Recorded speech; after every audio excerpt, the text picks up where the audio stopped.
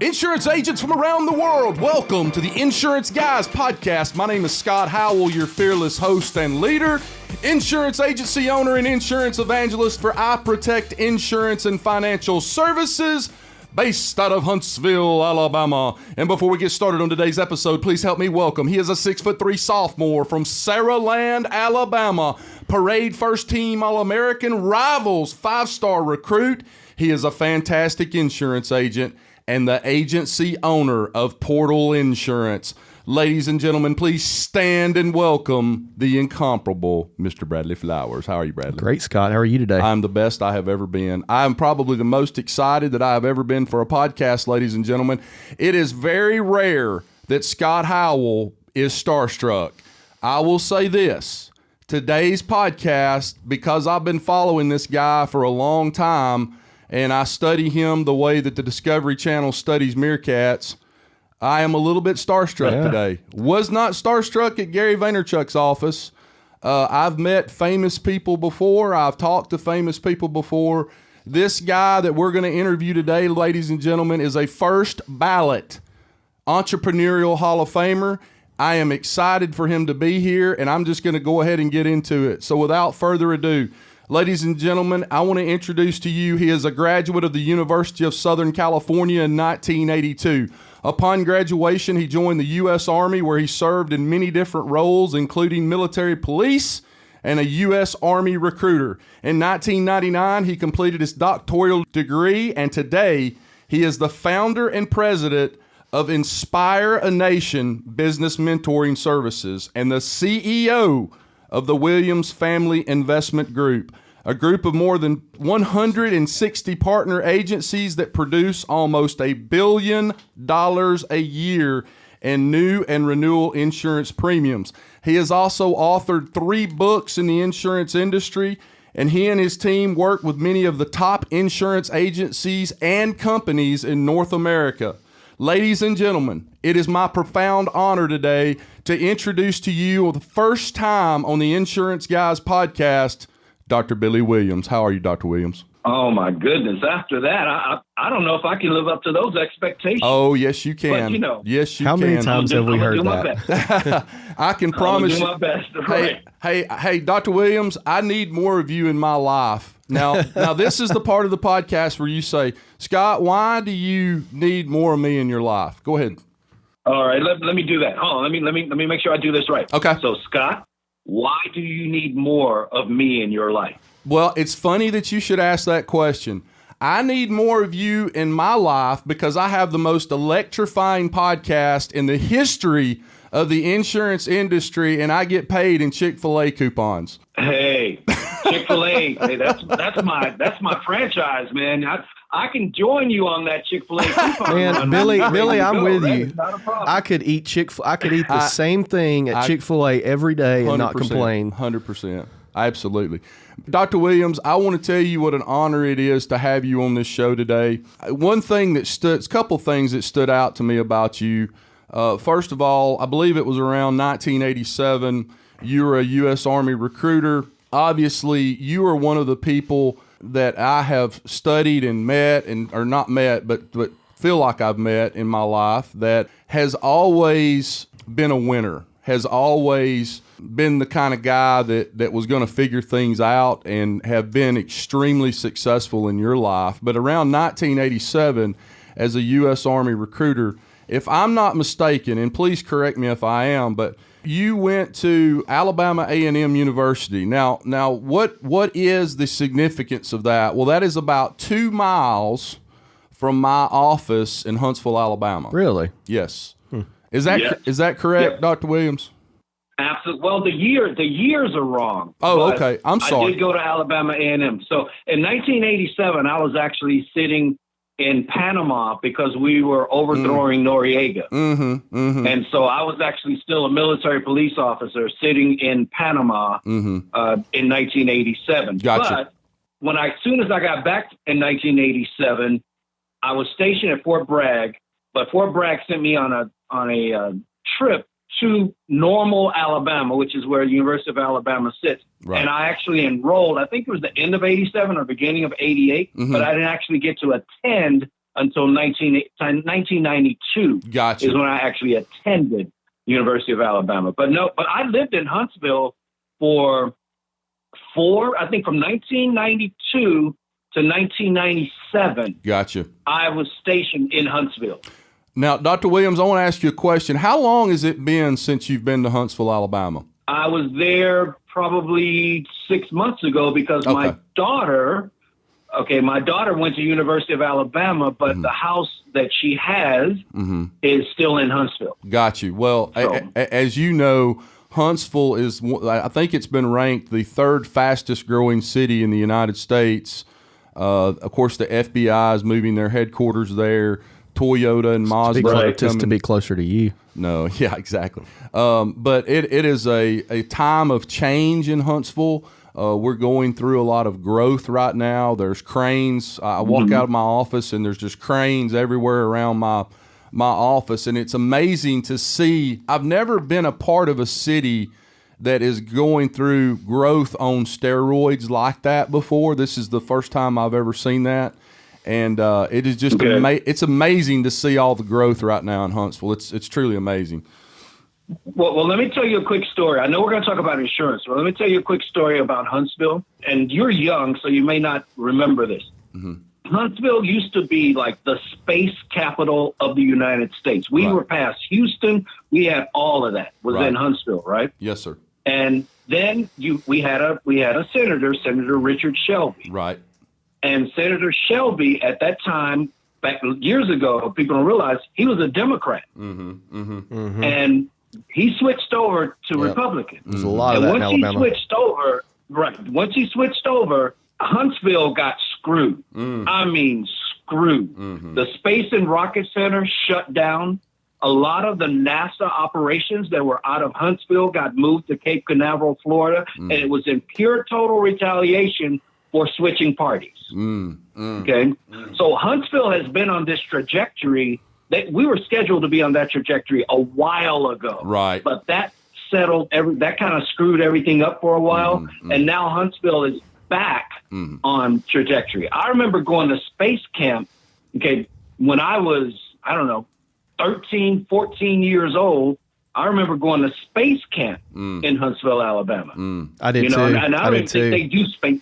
I don't think they do space camp anymore. I don't know. My son goes to a school, Hampton Cove Middle School, and I remember a year or two ago they do the different schools in Huntsville have a program where they go for a week. Instead of going to school during the day, they actually go to the NASA place there and do space camp. And I think they still do some form of that in the summer, but it is certainly not as big as it was, like you said, in the day where, I mean, kids from all over the country they'd come overnight and stay for space camp. I did it. Yeah. Did you really? Well, we stayed for a week. I was in Dallas because I grew up in Dallas, so I was in Dallas and got selected to go to space camp based on my grades and stuff like that. And so that's how I first found out about Huntsville, Alabama. And then when I had a chance to come back from Panama, they basically said, "Where's your dream sheet? Where do you want to go?"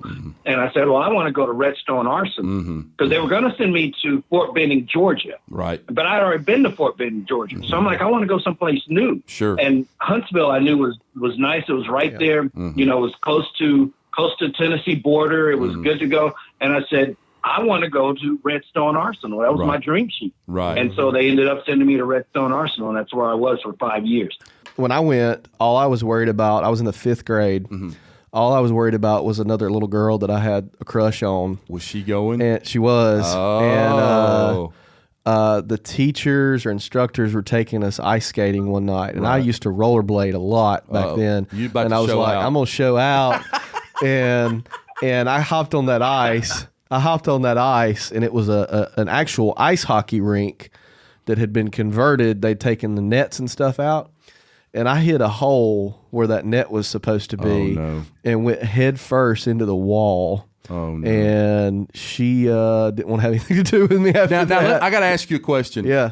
Dr. Williams, I apologize for getting off on a tangent. No, you guys go ahead. I'm enjoying listening to the banter. Go ahead. Would you have gone to space camp if your girl that you had the crush on had not gone? Yeah, I would okay, have. okay. I would have. I thought you only went because she went. No, that would be a very single Bradley thing to do. But no. I hear you. I think you're every guy in America. It was a school. Everybody's shaking their head driving down the road.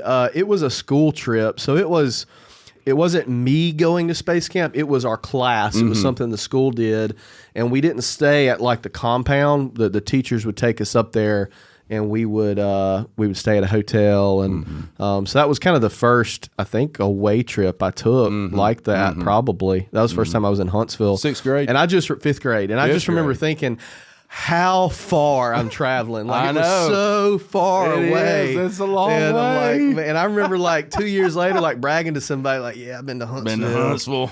All over the world, global. Yeah. So, Dr. Williams, do me a favor. I need you to climb in the passenger seat of my DeLorean for just a little while, for a few minutes, and talk to the 250,000 insurance agents that are listening to this right now, and talk to them about how you got started in the insurance industry. I already know the answer to this, but talk to them about how you got started in the industry, and then just bring us up to today. Well, no problem. Well, I chose to be in the insurance industry. I didn't fall into it. I didn't stumble into it. I didn't whatever. When I was finishing up my doctorate degree, I have a doctorate degree in physical education with an emphasis in sports management. And then I minored in finance, and then I went back to University of Chicago and actually finished a doctorate in finance. But when I was looking at everything, I said, where is the money? You know, I did not grow up poor. I'm not one of those kids. You know, I know a lot of people say, oh, I grew up poor, and I didn't. Okay, I didn't. My father was military, and he was, you know, we just didn't grow up poor. Right. So money was always on my mind. I knew at some point I needed to be wealthy in order for me to be happy. That was really important to me.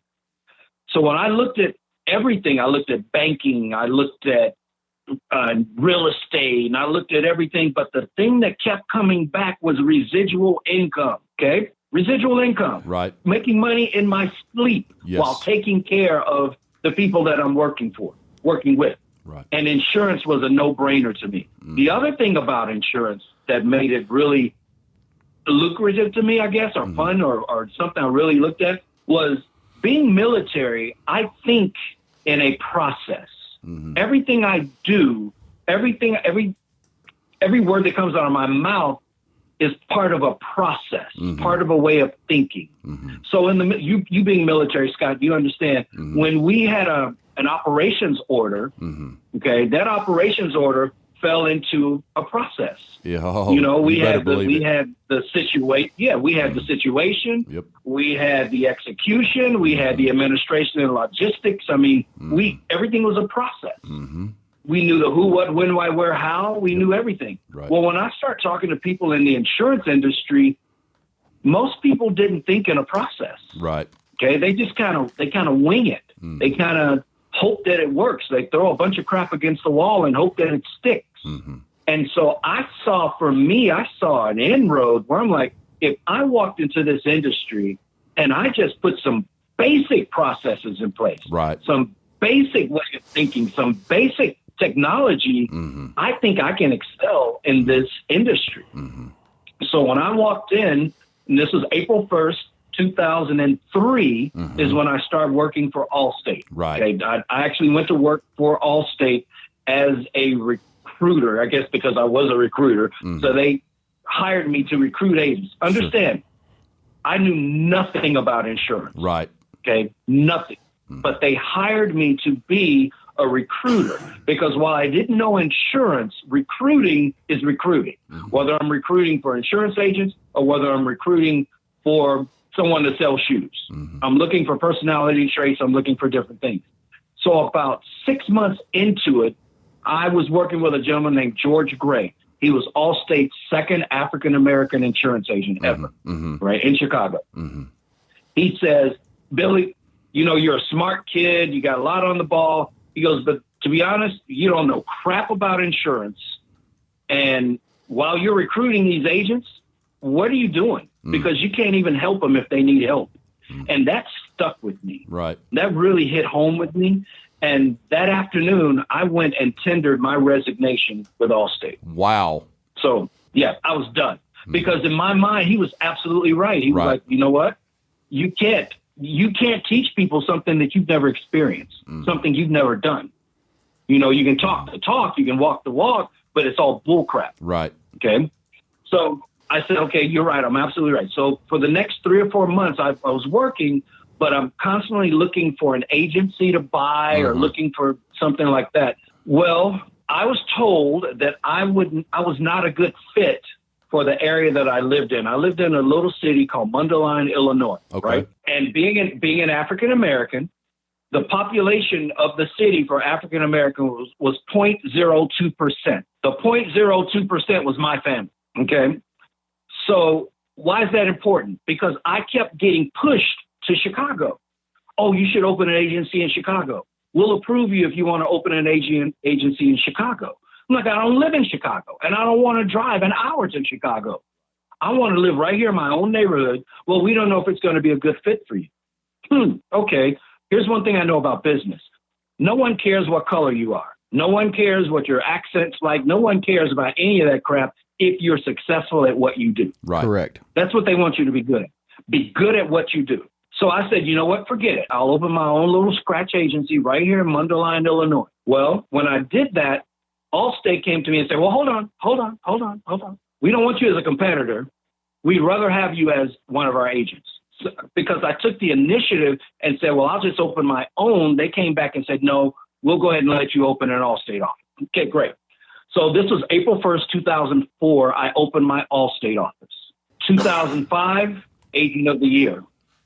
2006, Agent of the Year. 2007, runner-up to Agent of the Year because my best friend won Agency of the Year. 2008, I sold my agency. And the reason why I sold it was because I said, if I can be this good as a captive and I know all the processes and I know everything else, I can be damn good as an independent. Right. Okay. So, and when I switched over, here's the thing I'll tell agents, whether you're captive or whether you're independent, it's your habits that will determine how successful you are. And your habits are a product of your activity. So it doesn't matter. If you've got piss poor activities as a captive, you're going to be a piss poor independent. Yep. It's like our buddy Taylor Dobby says. Yep.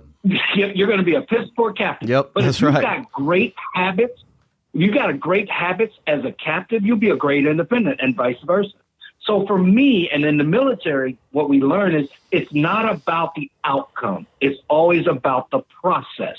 I can't control the outcome. I can do everything exactly perfect and still get a crappy outcome. But if I follow my process, more than likely, I'm going to get the outcome I want.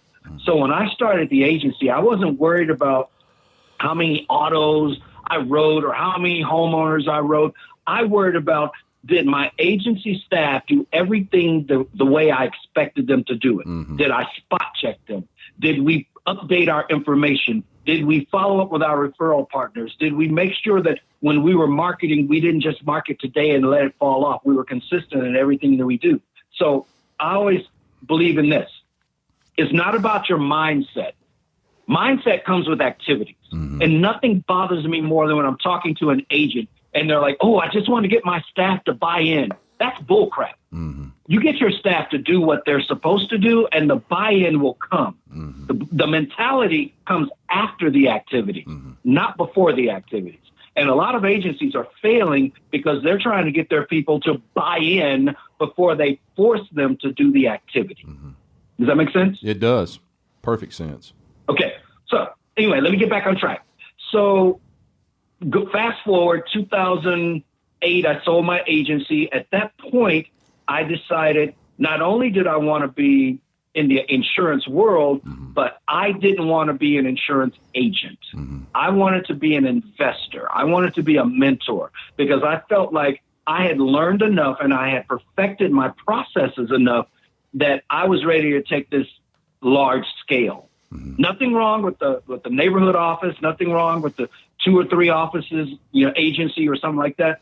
But I felt like God had a bigger plan for me and wanted me to impact and affect more people. So that's when I opened Williams Investment Group. and I started to buy into insurance agencies and implement our processes and then track and monitor and make sure that those processes were being followed and being spot checked and then tracking the revenue that they generated to make sure that the process generated enough revenue to be viable. In order for a process to be verified, we consider verified processes as the cornerstone of what we do. In order for a process to be verified, it has to produce $1 million in premium in a 36-month period. Okay. If it doesn't produce $1 million in premium in a 36-month period, I don't consider it a validated process. Right. So as an example, when we look at our claims process, every claim that we have, you have to, we automatically, I can say, well, yeah, we automatically offer them a life insurance quote. You just had a claim. We know insurance is real. The most important policy I can have in your household is a life insurance policy. So we're going to generate a quote for you, and then we're going to give it. No, I don't need a quote. Well, it's not one of those deals where you need it or don't need it. It's our process. So we're going to generate it. We're going to mail it to you. You can throw it in the trash, but we're going to do it. Right. Every single time.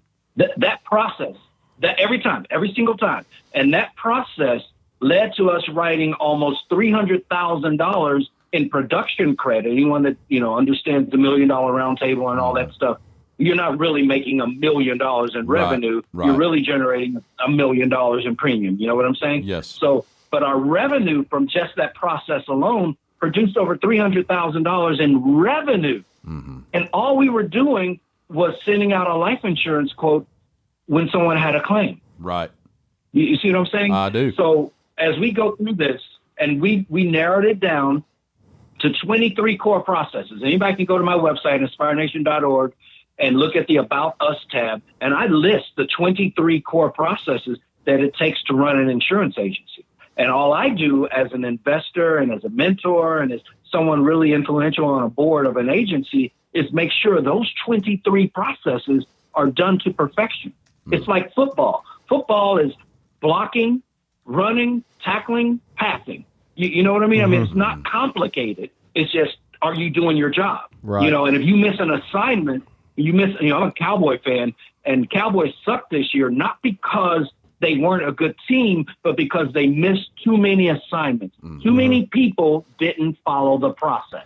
Well, the beautiful thing too about, and what I love about processes is if we do enough things the same consistently over time at scale, we can almost predict what's going to happen. Absolutely. Absolutely. That's how we built the best fighting force in the world out of people from all over the country. I can take a kid from New York and take a kid from Idaho and take a kid from Alabama and take a kid from California, put them together, make a team, make a squad, and make them and train them into the best fighting force in the world today. How can I do that? Because it's process. It's process. Everything is about the process. Dr. Williams, our mission on this podcast is very simple. It is to help insurance agents in any way we can through this podcast, through people like you that are thought leaders and experts in whatever particular field that we're talking about right now. And one of the questions I had for you today that just come to mind as we've been sitting here talking. You've visited insurance agencies all over the world. You've invested in insurance agencies all over the world. One of the things we try to do is give these insurance agents some actionable steps that when they turn off the podcast, they can go back to their office and they can implement. And I wanted to ask you this question. Of all the different processes and of course we talk about the 23 core processes, there's many processes within an agency. What's the one process or a couple of processes that you just see kind of over and over and over again that are being not done at all or mishandled in the agencies that you visit and that you invest in? Okay, there are three of them. There are three core things that I want to make sure are happening in an agency in order for me to know I'm going to make my money. Go ahead. Number one, I need the agency to use email templates. Okay. I know it sounds crazy, but there are 11 primary templates, starting with the endorsement process and claims process. I need them to use email templates because Susie, John, Bob, Ted, whatever, they're not going to say everything that I need them to say. because your conversation is a product of your mentality, and your mentality is a product of your history. So if Susie got yelled at when she was 12, she's not going to suddenly cross-sell somebody because she's afraid they're going to get upset. Right. If Tom got rejected by some pretty girl when he was 6, Tom is not going to offer Sally an upsell because he doesn't want to be rejected. But my email templates will say everything I need them to say at the specific time I need them to say it. Mm-hmm. So the basis of the core of our communication are our email templates. Okay. And then all I have to do is teach you to push this button at this time. It's real simple to do. The second thing is text messaging. Email is fine, but at the end of the day, email may have a 20-25% open rate. Text messaging has a 98% open rate. So I want every single customer to be text message approved, meaning the customer has given us permission to text message them. I'm not going to text message them junk because I don't want to be opted out over some crap. Oh, happy fall, I'm glad the leaves are turning red. No, I'm not text messaging you that junk. Right. I'm text messaging you, your policy is in trouble. You need to call the agency. I'm text messaging you saying you're coming up for renewal. I'm text messaging you saying, hey, your endorsement processed, okay, or we need more information. I'm only text messaging you important stuff. I'm not sending you birthday. I'm not sending you holiday text messages. I'll send you birthday, but I'm not going to send you holiday text messages. I'm not going to send you crap. I'm only going to use text messaging for money-producing activities. My third one is spot checks. Spot checks. I had a podcast that I just did with Ryan Hannon, and one of the things that we were talking about was Ryan was saying, well, Billy, agencies won't do what you ask them to do because they're afraid that they're going to have to fire Sally if they find out Sally's really not doing what she's supposed to do. Mm-hmm. And my comeback to that was, well, first we use enhanced pay, but second of all, if the agent developed a culture of spot checking, then Sally wouldn't be worried about getting fired. What happens is the agency lets things keep going and keep going and keep going until they pile up so big that once they do check, now they're pissed off at Sally. Now they want to fire her. Right. Where if they had a culture of spot checking, then it wouldn't go. So 3 things: email, text messaging, spot checking, consistent. I mean, every day, spot checking something that happens in that agency. Right. Okay. So let's go back. And again, I want to make sure that these agents understand what we're talking about here. So when we talked about conversations are a product of your mentality, which gets into the psychology of human beings and things that happened in their childhood affecting them later on in life and how they interact and self-worth and things of that nature. But when you talked about email templates, the 11 templates that you use, now you're not talking about scripting where someone's actually speaking on the phone and they have a template to use as a script. You're talking about an actual email template of something they're going to send out based on what that situation is, correct? Absolutely. Okay. I'm not talking about scripting their wording. Right. And this is so funny. I think you've heard me talk about this before. I don't try to change people's conversation. Okay. I have no desire to try to change your conversation because your conversation is based on your history, which is based on your mentality. Sure. So I don't want to change your conversation. I want to change your actions. Mm-hmm. So that means let's take a basic one. Let's take the endorsement email template. On the endorsement email template, it says, okay, you requested that this happen. This is the change that occurred. You requested it on this day. And then the second part of the template is policy weakness. Mm-hmm. During our transaction, I noticed the following weakness on your policy. Mm-hmm. Mm-hmm. You don't have rental and towing, or you don't, you only have $2,000 medical and we recommend $5,000 medical. I mean, whatever that is. So I can try to train Bob to look for that and say that, but Bob won't say it or won't say it consistently. And the excuse is I got so busy, I forgot. Mm-hmm. Well, my email templates never forget. Mm-hmm. They never get tired. Mm-hmm. They never get sleepy. They never get a mood. They never get a headache. They just say what you want them to say. Okay. So to answer your question, I'm not talking about scripting. I'm talking about written email templates. 10-4, roger that. Next one I had for you. And if you can't talk about this because of either, some program that you have or some type of, Just for whatever reason, feel free to just say, hey, I can't discuss that. But on the text messaging, at first blush, you say, oh, well, let agents and associate agents use their cell phones. But now you've got 50, I don't want an agent out there to start telling all of his associate agents to start using their cell phones to text message. So how do you guys, what program do you use in terms of technology to text message without it actually coming from an associate agent's phone? Yeah, let's get that straight. I never want my individuals to send a text message through their cell phone. Right. Ever, ever, ever, ever. I'm talking business text messaging. Right. So my first choice is always the agency management system. Got you. Always.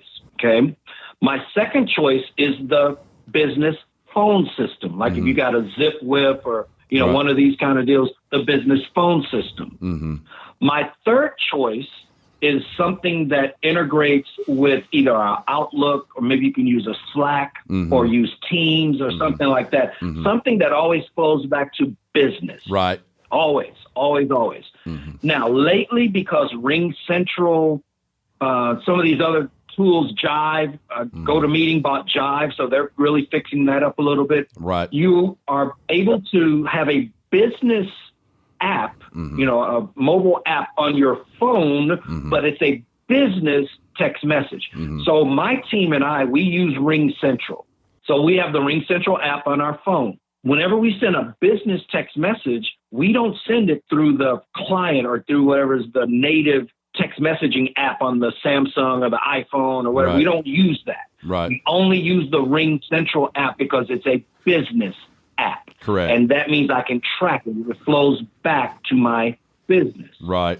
But your first choice should always be your agency management system. That should always be your first choice. Absolutely. Next question for you, and I'm sorry that I'm just bombarding you with questions today. I would love to sit I love it. Well, this is what I do every day. Listen, I would love what to. I do every single day. I wake up looking for this. So no, we're good. Let me tell you something. My next bucket list item on up for bid is going to be to sit down over dinner with you and just talk about life and get in the boat with you for a little while, because I would just love to get to know you as a human being. But sometimes I almost am embarrassed to get people on the podcast and then just bomb them with questions like this. But these are all questions I love it. Yeah, agents want to know. So the last 3 years, we've seen a lot of change from a technology standpoint. You've been in the game for a long time.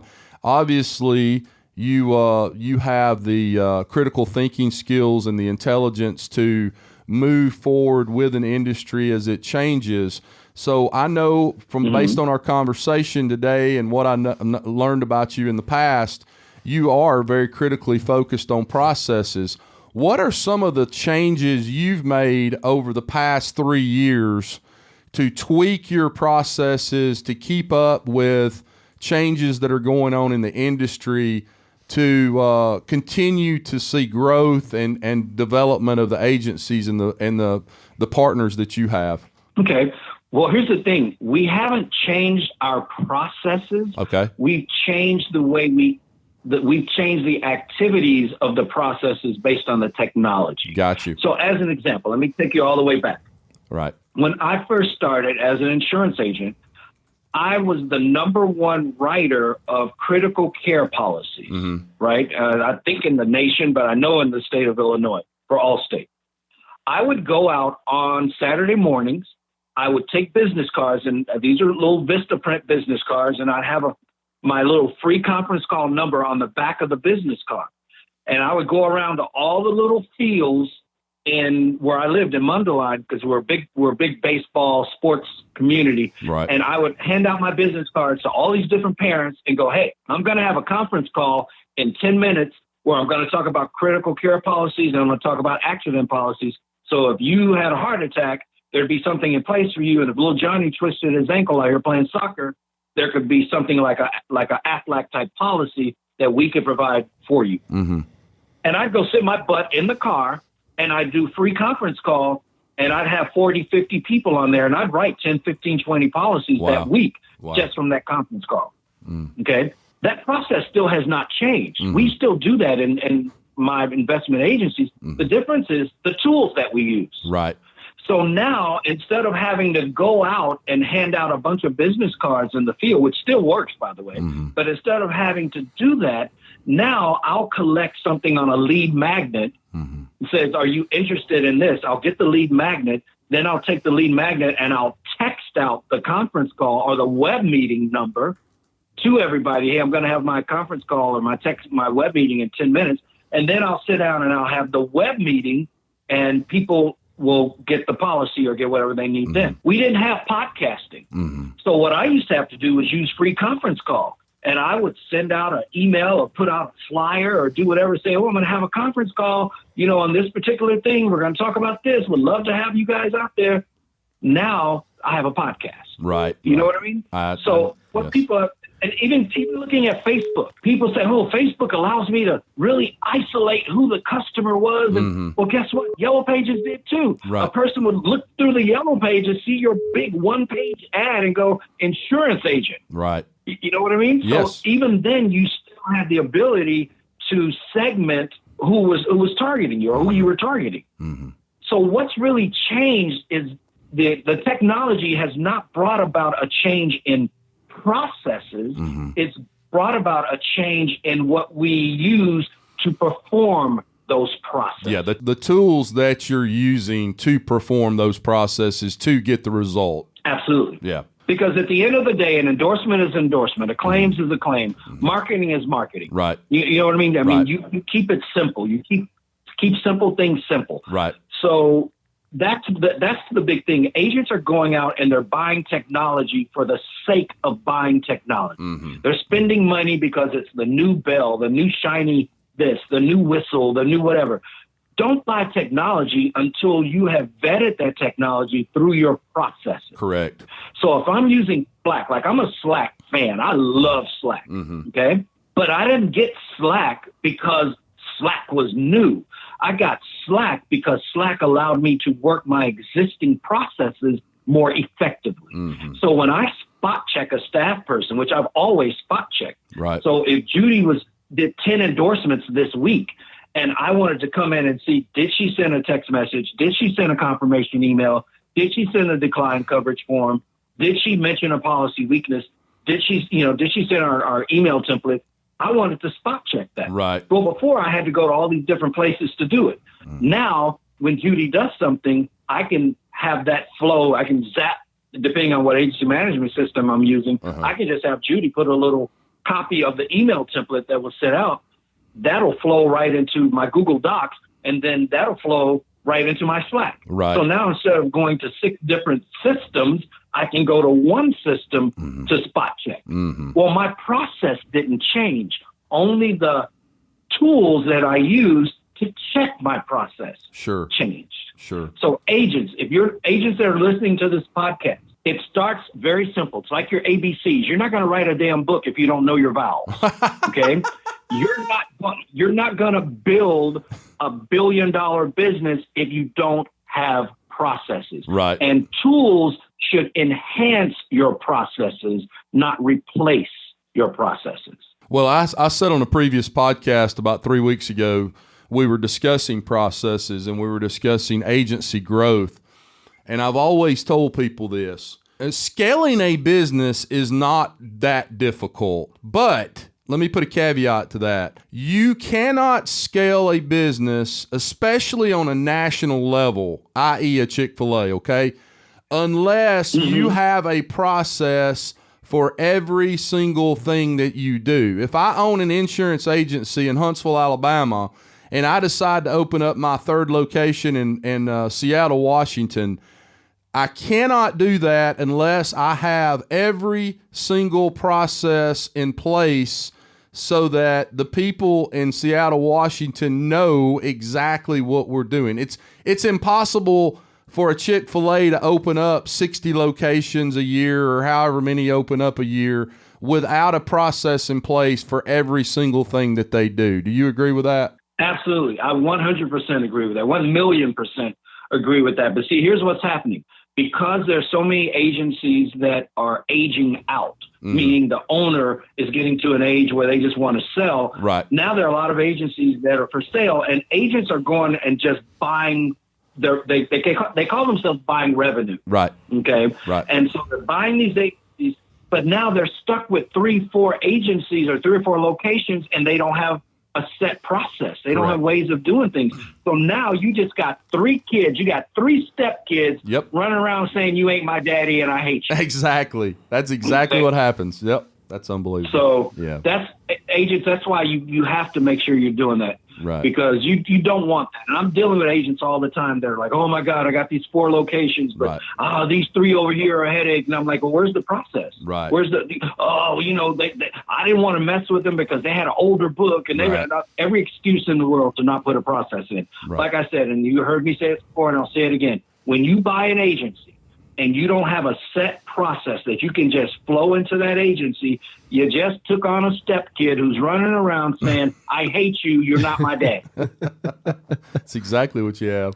Dr. Williams, I wanted you to talk to the audience today about something that I listened to very intently last night. I've listened to a lot of the audio of different masterminds and podcasts and things that you've been on, but there was something that it really spoke to me last night. And if you need to take some time to pull it up on your notes on your Android phone, please feel free to do that. But I wanted, and if you can't talk about it because you just don't have it with you right now, I completely understand that. But it was the 3 I's, the 3 C's, and the 3 B's.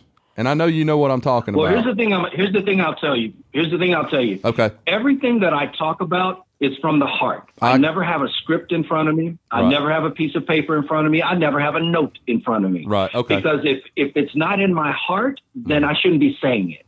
True. Okay, that's the way I look at it. True. So 3I, 3CB. What that stands for is this is what it takes to get wealthy. In order to really get wealthy. Now, wealth is all relative. Some people, wealth is more time with their family. Some people, wealth is more money. Some people, wealth is just being healthier. But this is what it takes to really make money and get wealthy. 3I, 3CB. 3I is you have to invent something, okay? You have to innovate something, meaning invent means you built it from scratch. It was a brand new idea. Innovate means you took something that existed and you made it better. Or you have to invest, okay? 3I, invent, innovate, or invest. 3C, the C's are you need to create something. The difference between creating and inventing is creating is more like music, movies, something that it's not a real physical thing a lot of times, okay? So you have to create something. You have to build a community like the Kardashians. That's what they did, or all these reality TV shows. They build this community, all right? And in this community, they either sell to the community or they sell access to the community. This podcast. And right, like what you're doing here with your podcast. Sure. But the third C is connect. This is what Google does. This is what Amazon does. They connect people with a problem to solution. So if you look at all the biggest companies in the world, whether it's Microsoft, which they invented something, they innovated something, they invest, they own a lot of smaller companies. They create something, they build a community, and they connect. You take Berkshire Hathaway, which is, one of the biggest investment companies in the world, $300,000 a share stock. Right. What do? They invest. And when they invest, they expect those people to innovate. They expect those people to build a community. You take what's happening with your podcast. You take what's happening, whatever. You take what I do with the Williams Family Investment Group. I don't invent insurance agents. Right. I innovate insurance agency. I connect. By taking those insurance agencies I invest in and connecting them with the best processes, the best tools, the best solutions. I do all those things. So, and then the B stands for build a business. See, part of the problem that agents have is we have forgot that we are a business first. Yes, we help our communities. Yes, we do whatever, but we're a business first. And this is going to piss a lot of your listeners off. But a lot of your people are only in insurance because they couldn't get a job somewhere else. So they hired themselves since no one else would hire them, and they refused to fire themselves. Okay? I agree. So they're not necessarily in business. They're just happy to have a job. Does that make sense? So 3I, 3CB. Okay, so that's what that stands for. Now, what specific questions do you have about any of the I's or C's or anything I can answer for you? I don't really have any questions. I just wanted to make sure that the insurance agents listening to this were able to write that shit down, study it, learn it, and realize that you've got to do one of those things, or like you said, combination of those things if you're going to be successful and be successful in business. And I think it's important for them to hear that. I wanted to ask you another question relative to your time with people that I guess you could consider famous. I know that I don't know if you still do this or not. I'm pretty sure you do. Do you still go to the Berkshire Hathaway, I think it's semi-annual conference that Warren Buffett has every other year or every year? Well, he was having it every year, but as he's gotten older, it's become every other year now. Right. But yes, I try to go to it. I try to go to Berkshire Hathaway Week every year. Sure. But the actual mastermind, which is what you're talking about, where they bring in leaders, big leaders like Jeff Bezos and, Steve Jobs and Bill Gates and all those particular things. So, yeah, I try to get to that. But I've also got some other smaller masterminds. I won't say smaller. That's not true. I also have some masterminds with people that aren't at that level, but they're right below that level. We have masterminds with some of the Fortune 100 CEOs and things like that. I'm a big believer that I need to surround myself with a certain energy. Right. Okay. And a certain creativity. And you heard me say this, I think we were at Elevate, when I told people, if I'm the smartest person in the room, I'm in the wrong damn room. Right. Right. Okay? Yep. I shouldn't be the smartest person in the room. Yep. Because I should be seeking out people who are so much smarter and better and more genuine. The difference is I'm willing to pay for that. Most people aren't willing to pay. They're like, oh, Billy, let me pick your brain over a cup of coffee. Well, I don't drink coffee. Okay. But ask them to spend $2.99 and come to my 2-day workshop. Oh, I can't make it. So they'll come to me and try to pick stuff from me for free. Right. But they won't invest in themselves to come be around a group of people. Right. So I will invest my ass off. I've spent thousands and thousands, hundreds of thousands of dollars over the years to be a part of groups where people are much smarter than me. Scott and I visited an agency one time. He probably doesn't remember this, but after the first day, he asked me, he said, man, you were like 200% quieter today than you normally are. I said, when I get around a room of people that are much smarter than me, I shut up, which is largely in part to why I have not said anything on this episode yet. No, I mean, we're here to learn. Right, that's the deal. We're all here to learn. And that's why I don't use notes. That's why I don't use cheat cards. That's why I don't want pre-podcast questions and all that kind of crap. I don't want that. Because I need this to flow from my heart. I need this to flow from my mind and what I've created, because then it's genuine. If I tell you this is what I did, then this is what I did. If this is what my grandfather used to say, you can't run your mouth all the damn time and then remember every lie that you told. Okay?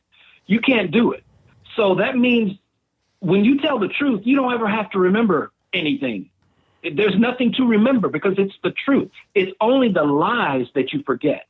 I don't need cheat cards. Yesterday we did a podcast with the original CFO for Health South out of Birmingham, Alabama.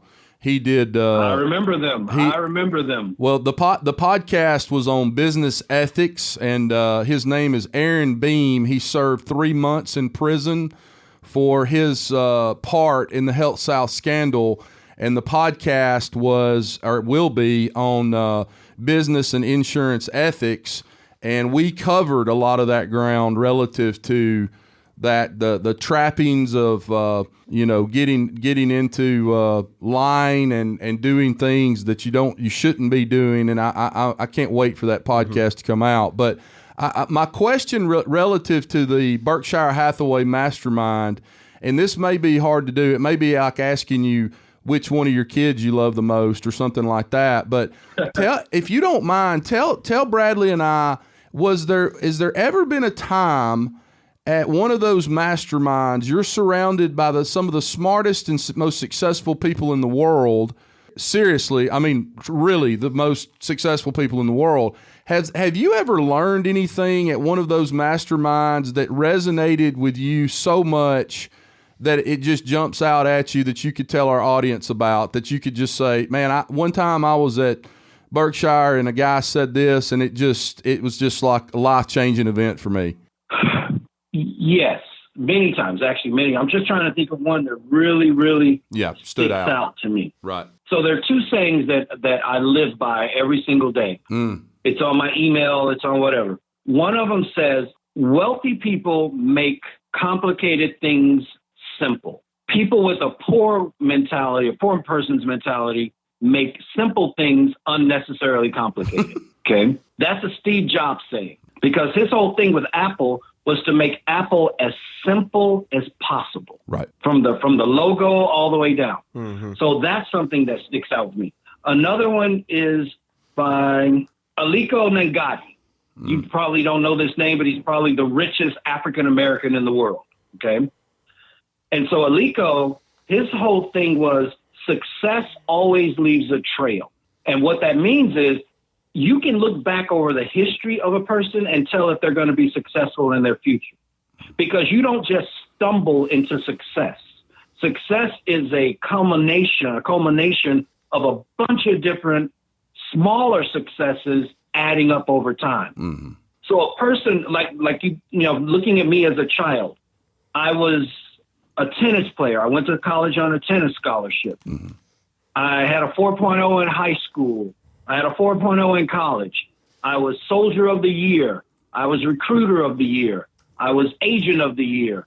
You know what I mean? And I'm not bragging. I'm just saying I had a trail of successes. Right. And so Aliko talked about that in one of our masterminds. When you're hiring people, when you're looking at people, when you're whatever, don't take the words of what they're saying. Look at the trail that they built. Look at the road that they built behind them. Right. And if that road has no substance, then they can talk all the talk they want in the whole world, but it doesn't matter. One of my personal mentors is Robert Smith. Robert Smith lives in Austin. Okay. And he is probably, if not right now, the richest African-American in the United States. He is one of the richest African-Americans. I think he is the richest African-American, but you know, they're in the insurance space. A lot of people don't realize that. Like, I think at one point they owned Vertafore, and now they own Applied, or, you know, something like that. So, I mean, just all these different things they do. He owns Vista Equity Group. And talking to him, the things that I pick up from things like him are always look for the most obvious, which is, you know, it's always out there, but always look for the most obvious solution. Don't just make stuff complicated. The simplest way, you know, I think it's called the Peter Principle, which is the thing that is the most obvious is probably the thing that is the best. So, yeah, I pick up something from everybody I talk to. Ryan Hanley, you know, we don't have to go big. I mean, Ryan's a giant to me. But Ryan Hanley, Jason Cass, you know, Nick Ayers, Mike Crowley, all these guys, I pick up something from them every single time I'm around them. You guys, Bradley, and all you guys, I listen to your podcast all the time, you know, and so I pick up something from everybody. Why am I saying this? Because it's not just about being around the rich and the wealthy. They got lucky. Okay, luck is when opportunity meets preparation plus time management plus execution. So they got lucky and they partnered with somebody that took them over the edge, that put them at that next level. I got lucky, partnered with somebody that took me over the edge and put me at that next level. Agents need to partner and learn from people and get lucky when it puts them over the edge and puts them at that next level. So that's, I know I'm getting long-winded in that, but I don't want it to be about, Billy's successful because he goes to the Berkshire Hathaway Mastermind. No. If I went to the local Dallas Mastermind and I learned and listened, I would still be at the same level that I am, because it's not about me doing anything other than laying a trail of successes that eventually is going to partner with someone who's going to put me over an edge, put me over in some way. And a lot of agencies fail because they don't partner with anybody. They just try to do it all by themselves. Well, you know, it's one of the biggest parts of our agency now is lender referrals. And we have a pretty good process for it. I like it. It worked. or is working. But I reached out to someone the other day who built a $100 million agency off of lender referrals. And one of my team members, not in a negative way, just kind of asked, hey, why are you reaching out to this person? We kind of have this down or whatever. And I said, let's say that we're doing it exactly like he was doing it. He sold his agency. If I pick up one thing, it's worth my time to listen to his process. And guess what? I picked up about 12, right. But I have a question for you, Billy. Our friend Kelly Donahue Pirro, I was listening to a podcast she did this morning at the gym, and she had a quote that I thought was interesting. She said, the buying insurance from an independent insurance agent is the most inconvenient way to buy insurance. And that really spoke to me because one thing I'm big on is, I think that the reason that Amazon is so successful is because it's easy to buy insurance on Amazon, not insurance. It's easy to buy products on Amazon. I ordered my wife some specialty coffee this morning as a surprise, and I just went to Amazon. I didn't even price shop elsewhere. I could have probably got it cheaper on their website, but I ordered it because it was easy. In your agencies, what is a new business? What's your new business process? What do you guys do to make it simplified? Oh, see, that's my big struggle is trying to make this whole thing easier because I'm fighting culture a lot of times in these agencies that I invest in. And the culture a lot of times is just job security. Susie makes things harder, not because there's not a way to make them easier, but because she's become so good at doing it this way that she fights any change to that. Yep. Okay. So one of the things I'll tell you is there are three basic customers that we're going to deal with in the insurance industry. You have the folks that don't care about price. They just want it quick and they want it easy. And that's why you've got companies like Travelers and Safeco and other companies that are really building these online portals. Right. And we need that. We need online portals in the way that we do things. Yep. Then you have the second level of customer that I want to talk to a professional. I don't necessarily want to spend hours talking to a professional, but when I have a problem, I want to know that there's a person. Maybe I'll buy online, but when I have a problem, I always want to know that there's a person. Yeah. And then the third customer is I'm only going to buy from a referral. And the wealthier, the more money a person has, the more likely they are to only buy from referrals. Meaning if I drive a Lamborghini, I'm not going to go down the street to Joe and look online. I'm going to talk to another Lamborghini owner and say, hey, where do you take your car? Where do you get your car service? Where do you get your car maintenance? Where do you get all this done? Right. So a good insurance agency will actually have all three of those portals. They will have an online quote engine, a quote rate bind engine, whether that's through Easy Links, whether that's through whatever. They'll have that for people that want that. But they'll also have that customer service, that someone who wants to call in and talk to an agent and have questions and do all that, they'll have that as well. But then they'll also build these big referral partnerships with folks that can really refer a higher net worth type of person to them. So my goal in an agency, and I don't know if I'm answering your question or not, you are, but my goal is to always have all three of those portals operating in an agency. Gotcha. Before you move off that, Billy, I want to say something. You just brought up three different customers, basic customers. The quick and easy guys, they want to buy it online. The folks that want to talk to a professional, and then the wealthier individuals who only want to buy from a referral. I completely agree with all three of those. The one common denominator between all three of those customer types is, irregardless, if that's a word, irregardless of which three of those you have, when they're driving down I-65 South coming to Mobile and they get in a massive car wreck and their 8-year-old has to get med-flighted to UAB's trauma center, or this weekend the state of Alabama is under a Torcon 6 because we're going to have tornadoes all over the state of Alabama Saturday. Congratulations, Bradley. We'll be working all weekend. They don't come down here. Okay. So the common denominator between all three of those people is when one of those things happens, all three of those people want to talk to Scott Howell on the telephone. That's true. That is very true. And that's why we really put a lot of emphasis on our service department. Like a lot of people throw the weakest people into service.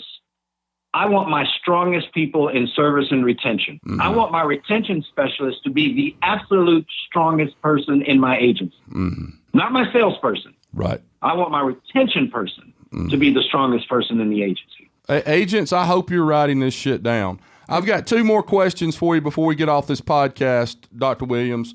Number 1, you are an expert in human behavior. You're an expert in human psychology. Whether you know that or not, you I don't are. know about all that. Oh, yeah, you are. Married. Yeah, you are. Yeah, you are. I'm married. And remember, Mark 6:4 says, no prophet is with honor in their own home, in their own community. And, so right. No, I wouldn't call myself an expert at all. That's my favorite verse. Really? Yep. My question is this. You deal with agents all the time. You talk to agents all over the country. You've invested in agencies. You own agencies. Give me about 4 common denominators, 3 or 4 things that you see every single time that you meet an ultra successful principal insurance agent. Are there 3 or 4 things in terms of behavior or mentality or skill set that you see when you meet somebody and you go, damn, that's a hell of an insurance agent right there? Yep, absolutely. Absolutely. So number 1 is they get up early. I know it sounds crazy, but it's true. Employees work 9 to 5. Owners work 5 to 9. Okay. They get up early. Number 2 is they don't get caught up in the minutia. They don't get caught up in all the little things that can just drag you mentally into just never land. You know what I mean? They're not caught up in, oh my goodness, they're not spending 20, 30 minutes talking about something unimportant. They're really concentrating on the important things. They block off the calendar. They block off times for important things. So if I'm sitting with an agent and the agent says, well, I'll say, well, what time can I call you? Oh, call me anytime. I'm available all day. And this is a story that's probably going to offend some of your listeners, but, I did grow up in a military family. So. Yeah, I don't care if it offends them or not. I offend my own listeners about half the time. There can't be anything worse than Scott says. I got you. When I was growing up, my dad used to tell me, if a girl tells you, you can call me anytime you want and I'll be available, that's not a girl you want to date. Right. That is not a girl you want to date. And that's because people that have important things going on in their life, those important things are blocked off. Very true. So my wife is a lawyer. And when we first started dating, I literally had to just schedule an appointment with her just to take her out on a date because she had those things going on in her life. So successful agents always use a calendar. They don't just let the day pull them in a million different directions. They calendar their day so that important things have priority. Absolutely. Okay. And the other thing is, and this is going to sound awkward to most people, most very successful people are not happy-go-lucky people. They're not live for the day and life will take care of itself and just sing kumbaya and life will be good. They're not. They're critical thinkers. So we're not negative. We're not negative people. I think we're very positive, very motivating type people, but we're very critical thinkers. So if something's on my face or there's a look on my face and people go, you look upset. I'm not upset. I'm thinking. I'm processing information. You need to I'm smile making sure more. I understand what's going on. And when I walk into an agent's office and they're giggly and grinning and all laughing and giggle at every damn thing you say, I know that this is an agent that's not serious. Billy, I have a weird question. What's your favorite process? The claims process. Tell us about that. Why it's my favorite or tell you the process? Either one will work. Which one are you asking? Let's do both. Well, it's my favorite process because that's what we're in insurance for. We're not in insurance to save people money, unlike the Geico ads and all that crap that you hear. Right. We're in insurance because when a person is at their worst, that's when we're at our best. Okay? So when something happens or whatever, the church will be there and they'll make your meals for a week or whatever, but I'm the only one there with a check, or the company I represent is the only one there with a check that's going to at least get you back to some semblance of normal. So that's why the claims process, I feel like, is the most important process that we have in an agency. Our claims process is Number one, the moment we find out you have a claim, whether you reported it to us or whether you reported it to the carrier, we run our claims report and find out, which a lot of agents don't do, by the way. They don't actually know which of their customers had a claim or doesn't have a claim. But anyway, we run our claims report. Then we're going to follow up with you. Hey, we heard you had a claim. Everything okay? Yeah, we're good. This is what happened. Da, da, da. Okay, now what I need to do is I need to point out your policy weaknesses. What? Billy? Let me get this straight. They just had an accident. They just this whatever, and you want to tell them what the weaknesses are in their policy? Aren't you insensitive? No, actually, I'm very sensitive because I don't want them blindsided if they had something that they did. Okay, they thought they were going to be covered in some situation which they weren't, and then I don't want them blaming me because they're pissed off. So I'm going to remind you, we had this conversation when you became a new customer. You turn this down, you turn this down, you turn this down, you turn this down, and I had you sign a decline coverage form for these things that you turned down.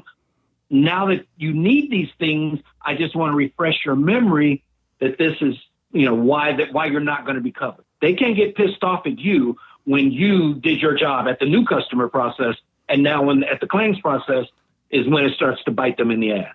Okay. The next part of our process is I'm going to mail you out a life insurance quote. Every single person that's under the age of 55 that is not in the hospital on life support gets a life insurance quote automatically because it's the most important thing I can put in your house. And if you think I'm lying, all you got to do is ask this question. If it was 5 minutes before you were about to die and I could write you one policy, what policy would you want me to write? It ain't going to be home and auto. It ain't going to be a pup.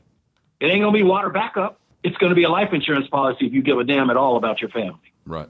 So if it's that important 5 minutes before you die, why is it not important that I mention it right now? Does that make sense? Absolutely. Okay.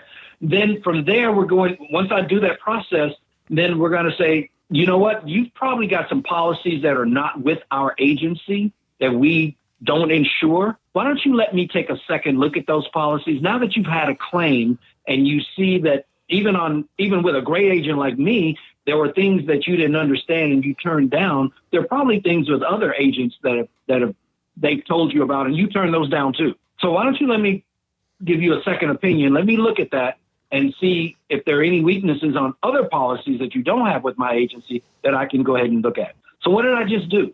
Number one, if we break everything down to its 5 simplest levels, I'm a military guy, so everything has to have a process.